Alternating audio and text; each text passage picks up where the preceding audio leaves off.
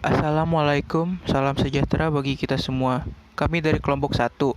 Saya, Adriel Kenneth dan teman-teman saya akan menafsirkan dan menyajikan hasil dari interpretasi pandangan pengarang pada novel. Di sini yang akan diinterpretasikan yaitu novel yang berjudul Pulang, karya Leila S. Chudori.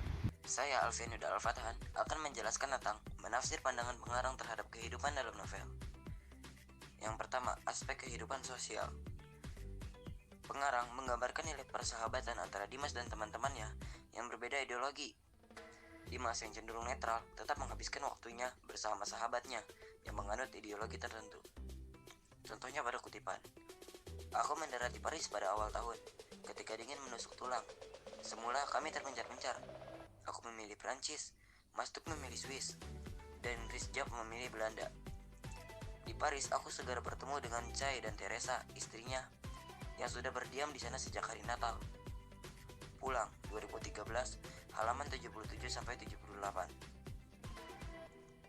Setelah cukup lama di Peking, akhirnya Dimas Nugroho dan Rizjab akhirnya memilih untuk meninggalkan Peking. Awalnya mereka berpisah dengan tujuan negara masing-masing. Nugroho ke Swiss dan Rizjab ke Belanda. Akan tetapi, pada akhirnya mereka berkumpul di Paris.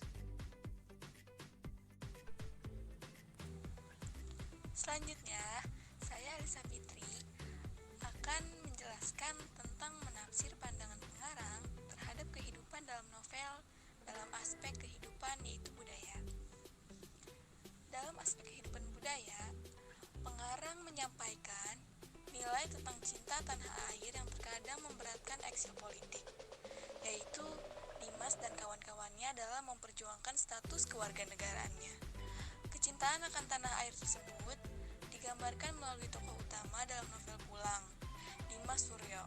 Berikut salah satu contoh peristiwanya.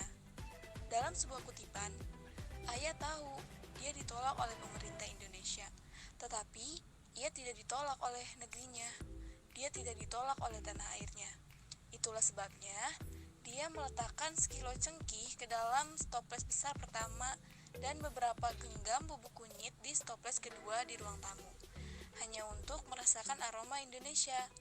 Pulang 2013, halaman 196.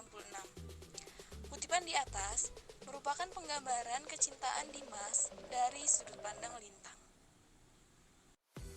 Hai, saya Anastasia. Saya ingin melanjutkan penjelasan dari teman saya sebelumnya. Nah, melalui novel yang berjudul Pulang ini, pengarang ingin mengajak para pembaca untuk membuka juga memahami kembali berbagai sejarah yang pernah terjadi di Indonesia. Seperti yang kita tahu, masih banyak masyarakat di Indonesia, terutama generasi-generasi muda yang hingga kini masih belum mengetahui sejarah-sejarah tersebut. Misalnya tragedi pasca G36 SPKI, juga pada masa Orde Baru. Penulis menyadari bahwa masih banyak kisah-kisah mengenai nilai kebangsaan yang dapat dijelaskan dalam cerita novel yang berjudul Pulang tersebut. Namun ya, penulis masih berharap penelitian di masa yang akan datang dapat memberikan pemahaman yang lebih merinci lagi mengenai kebenaran sejarah tersebut kepada generasi muda di Indonesia.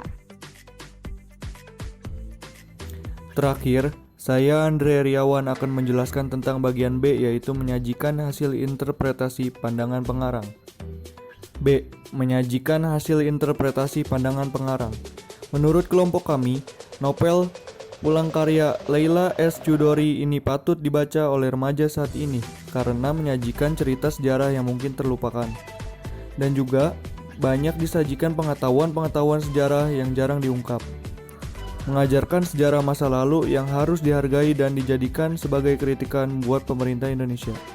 Tokoh utama Dimas Suryo mengajarkan bagaimana menentukan pilihan dalam hidupnya sebagai suatu anugerah yang harus diperjuangkan.